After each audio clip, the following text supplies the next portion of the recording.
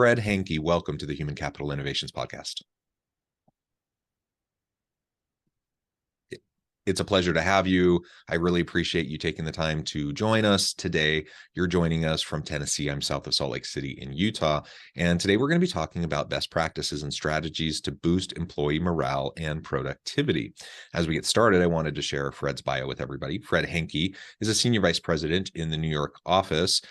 He is a transformational and innovative management, workforce, and HR consultant focused on helping organizations improve business results, implement and operationalize business strategies, and achieve a high-performing workforce. Fred has more than 35 years of experience in executive leadership and coaching, innovation lifecycle management, business strategy development, program planning and management, and adjacent areas. His expertise includes organizational design, business process improvement, talent strategy development and management, technology selection and implementation, and shared service design, implementation, and management. I could go on, but I'm going to pause there and give you a chance now to share anything else about yourself, your background, your personal context that you would like to share with the audience, and then we'll dive on into the conversation. Well, John, I appreciate the intro and thanks for this opportunity.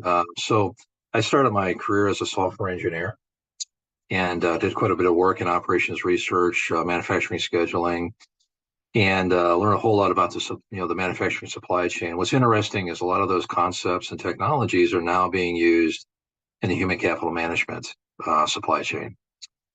Spent some time in an internal consulting group where we went out to plants, departments, and looked at how they use technology, looked at their processes and organizational structure. I learned from some really great executive management consultants, and consulting got in my blood at that point, and that's really what launched me into management consulting. And along the way, I have worked in HR consulting as well. People and their productivity, their well-being has always been in my heart, and I don't really think that you can do business transformation without also looking very carefully at the impact on the very people that are doing the work. And so much of the business transformation work that I do today is around mergers and acquisitions, digital transformations, and ultimately risk management. Yeah, all super important areas. Fantastic. And I appreciate adding that additional background and context around your background and how it informs the conversation today. So let's go ahead and dive on in. Again, we're going to be talking about best practices and strategies to boost employee morale and productivity. Now, there's a lot there, but let's start there. And if you wouldn't mind just sharing from your experience what some of those best practices are, and then we can start to pull it apart and dive into each of those. Yeah, I don't think it's any surprise to anyone. These last 2.5 years have been dramatic change to our workforce, the very nature of work in the workplace. And one of the big challenges we're facing is, especially for remote and hybrid workers, giving them a sense of belonging to the organization, especially those that have been hired in the last 2.5 years. And it really starts with the onboarding experience. It's the first important step to making the connections for that new hire, new connections within your organization. And ultimately, people want to be heard and understood. And it's really challenging to do that in a remote environment. It requires a combination of active and empathetic listening skills. And managers, some were challenged when the people were all on site. When people went remote, it became really challenging for some. And so one of the things that I'm noticing is, especially for new managers and new leaders, developing those listening skills. Very, very important. In addition, people want to know that the organization cares about them, their well-being, their overall well-being, and not just the physical well-being. Looking at physical wellness programs like benefits and better access to those benefits, but also emotional and social wellness. By offering more flexible work arrangements, as many people are, taking care of kids at home or elderly at home, balancing the workloads. It's easy when people are kind of remote to kind of lose sense for what are people actually working on. Is that person's workload more than that person's workload? And so we're seeing a shift in measuring not just the inputs, how many hours people are putting in a day, but the outputs. What are they producing? And so it's really important to do that. And it's also important to have daily contact. if your direct reports are all remote or hybrid for that matter, having daily contact is really important as a manager. Mental wellness is also on the rise in terms of organizations looking at it. In a recent survey, 90% view that as a top priority. Unfortunately, only 30% are investing in it right now. I'm hoping that number increases dramatically in the coming months. Counseling services, training managers on how to spot burnout, identify burnout or other challenges people may be having. And then finally, financial wellness. These last 2.5 years have been really challenging financially for many. The organizations are building crisis funds. They're also looking at debt repayment, offering debt repayment services, as well as providing financial advisors that are purely financial advisors and not trying to sell something.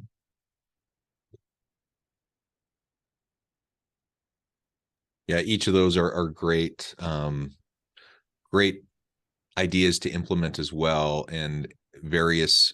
I like the holistic approach that is represented by the range of strategies and practices that you just identified, because each of those do absolutely link back to morale, productivity, effectiveness, efficiencies, etc.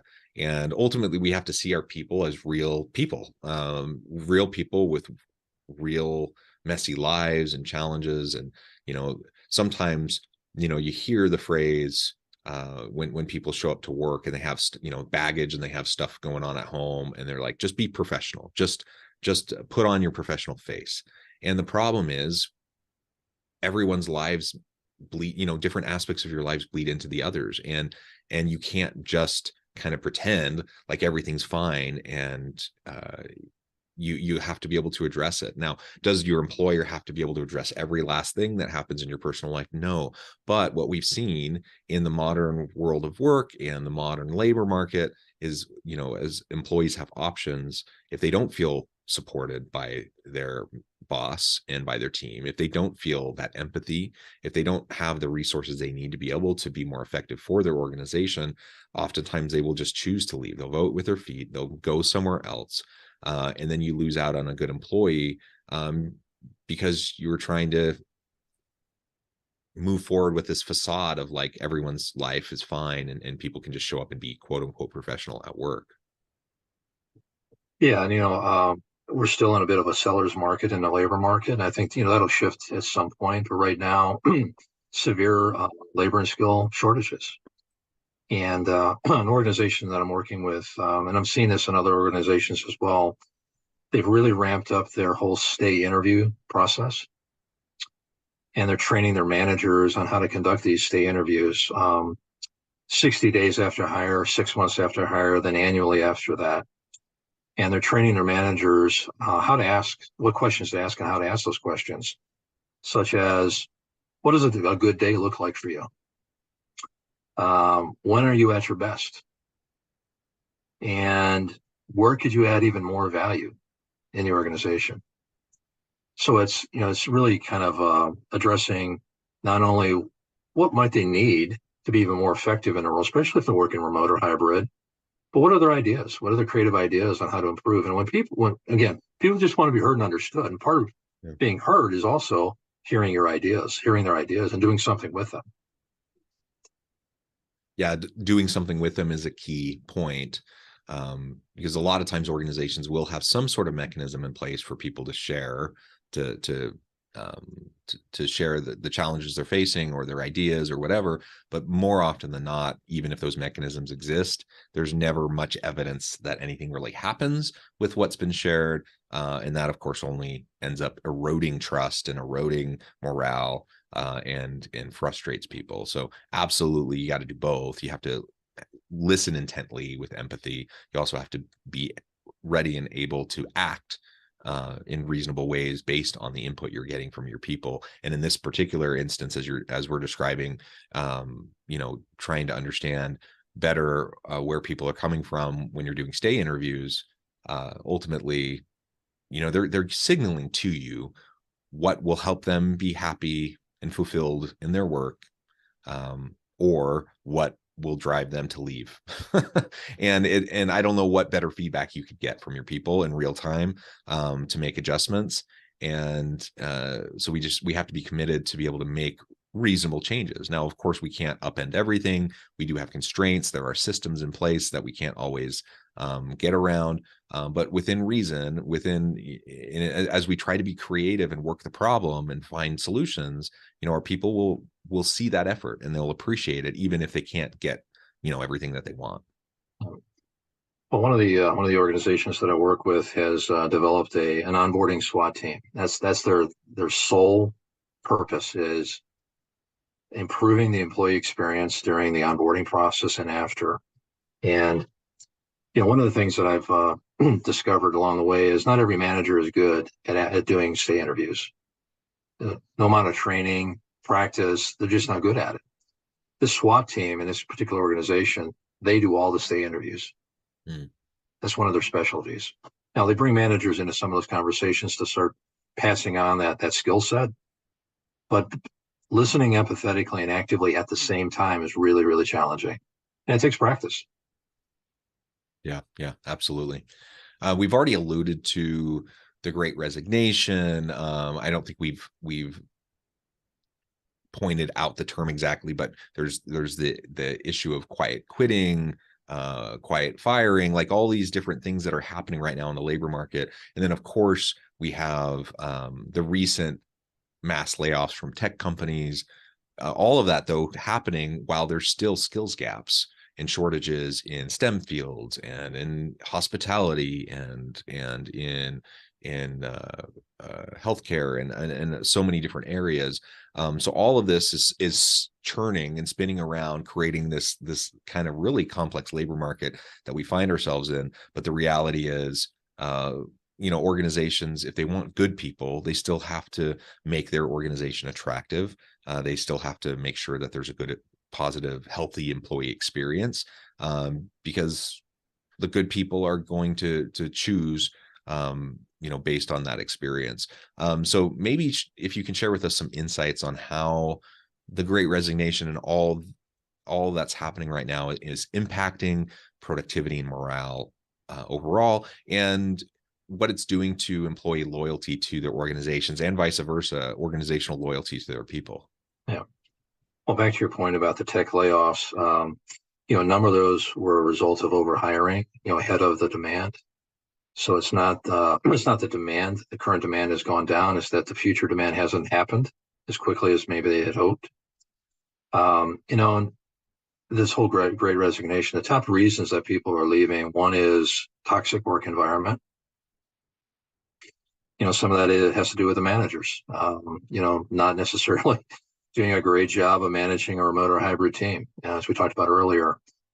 Some of it has to do with not feeling like they belong in the organization, whether they don't belong relative to the culture or the mission or just the work itself. And, first off, when someone leaves an organization, that work goes somewhere, and it generally goes to the people that remain. So their workload is increasing. They may have already had a fairly full plate. Now they're taking on additional responsibilities. And the challenge with filling those open positions is taking longer and longer. So it's an extended period of time that the people that remain are continuing to do that extra work. And that's leading to burnout in many cases. And people are an order of magnitude higher probability they're going to leave when they're burned out. So the burned out people leave, and it becomes a self-perpetuating thing.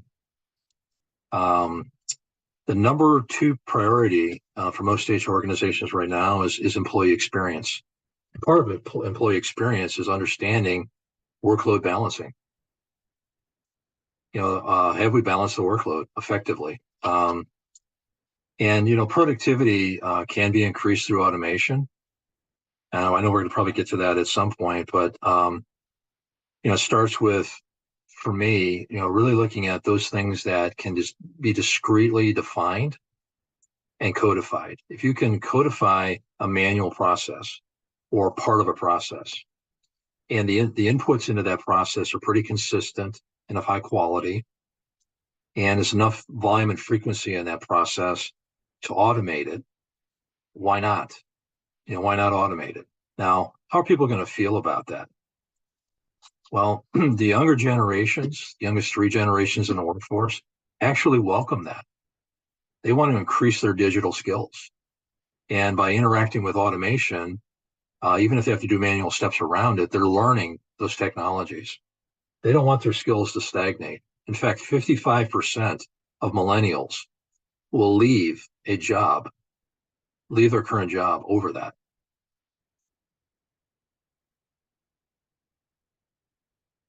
Which is a startling number, but it's the reality. So we have to pay attention to that. And I know, I hear from leaders, and sometimes they'll voice concerns about younger generations of workers and how it's different than their generation, and they find it frustrating. I'm like, you don't have to agree with it. You don't have to have that preference yourself. But the reality is younger workers have choice, and they get to decide where they're going to work and how they're going to work. And so you can be unhappy with it all you want, but if you want good young workers to come work for your organization, you're going to have to find a way to attract them and to retain them. And so you better listen to them and what their needs are. Well, I want to come back to onboarding again. So the first 90 days, people are deciding in the first 90 days if they're going to stay with your organization long-term or not. So that onboarding experience needs to be really, really good for all the things that we talked about earlier. Now, they may stay longer than day 91. They may stay 2 or 3 years, but they're going to be, in a sense, kind of quiet quitting. And quiet quitting is really disengaging. And you'll know if somebody's disengaging if they don't speak up in meetings anymore, if their output, the quality of their output is beginning to shrink. They're not coming up with creative ideas anymore. And so that first 90 days is really important to establish them in the organization and get them connected. The number one reason people stay with organizations, back to those stay interviews, is they don't want to let their friends down. So if you have no connections in an organization, you don't have friends in the organization. So the more connections you can make early on and reinforce, and then really the manager plays a key role in that, making those introductions and encouraging people to plug in various places. The more connections people have, the more opportunity they have to build those friendships. They don't want to let their friends down. Yeah, and we know that one of the indicators of high levels of engagement at work are just, do you have good coworker relationships? Do you have friends at work? Do you have a good relationship with your team, with your boss?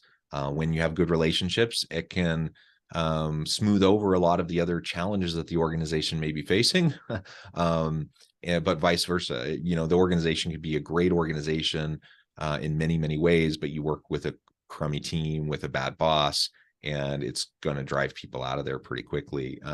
And so keeping that in mind and fostering those opportunities for meaningful relationships at work is going to be really important. It's going to help you keep really good people for a variety of reasons, as you just indicated.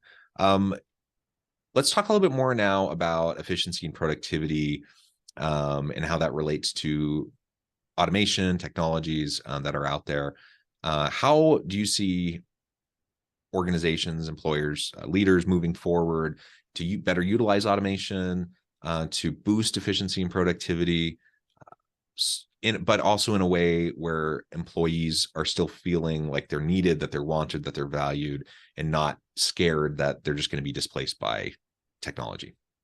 Well, it really kind of depends on how you package it on the front end, right? So if you're automating things that were being done manually, and you're not essentially taking that person whose job is impacted by it and moving them to maybe higher level functions. So decision making, getting out ahead of a process and looking at what's coming, forecasting, better decision making, et cetera, then yeah, they're going to feel threatened by it. But there are a lot of broken processes out there. Broken in terms of very manual, lots of rework, many handoffs. And you're going to know that a process is broken if people are over communicating. You've been on the 17 emails in a row that kind of said the same thing differently, right? Over communicating, constant firefighting mode. If every day that person's coming in or people are coming in and their inbox is filled with emergencies that have to be taken care of immediately. Lots of overtime or rework is another indication of a broken process. Staff frustration and maybe leaving over it. Burnout and turnover are big with broken processes. Dissatisfied customers, getting a lot of complaints. And back to what we were talking about earlier, you can identify segments of processes that are good candidates for automation. I won't go through the whole list again, but ultimately, once you start automating processes, it starts to build momentum, and people start to see, oh my goodness, I have an idea for something. I have an idea for a process that we ought to look at, and you start to build a library of these automated processes, whether you're using robotics, machine learning, AI in some way, or analytics, or a combination of all of those. And I've seen it happen. I worked with some of the early versions of robotic process automation and AI back in the 80s and 90s, and before the tools got really sophisticated. And I know firsthand what it can do. I mean, we took a scheduling process that took 20 hours in the manufacturing world down to 2 hours by using those technologies. Now, the 25 people that were doing scheduling at the time, they all had a job after we automated. What we did is we took 3 or 4 of them and said, you're going to do the daily scheduling. This group's going to do 3 months out, and this group's going to do 6 months out. Oh my goodness, they loved it because they weren't working long hours just to get the schedule out for the next day and hoping that they were right. Yeah, great example. Well, Fred, this has just been a great conversation. I know we could go on and on. There's a lot more we could dive into, but I also know at the time I need to let you go here in just a few minutes. Before we wrap things up for today, I wanted to give you a chance to share with the audience how they can connect with you, find out more about your work, your team, and then give us a final word on the topic for today. Yeah, so I can be reached through my email at fhencke@siegelco.com. In addition, I have a number of insight articles out on our website, siegelco.com. Some M&A, digital transformation, risk management, et cetera. So feel free to go out there, and I'd love to hear your thoughts after you have a chance to look at some of that material. I also do a number of speaking engagements, webinars, seminars, and conferences. So hopefully I'll meet you somewhere along the way at one of those. Wonderful. Thank you, Fred. It's been a real pleasure. I encourage my audience to reach out, to get connected, find out more about what Fred and his team can do for you. Let's focus on making the workplace better for our people. We'll get more out of them. We'll have better performance. They'll be happier. They'll be healthier. The organization will thrive. We'll be able to add value to the market. And I appreciate you, Fred, again, for sharing all your insights with us today. As always, I hope everyone can stay healthy and safe, that you can find meaning and purpose at work each and every day. And I hope you all have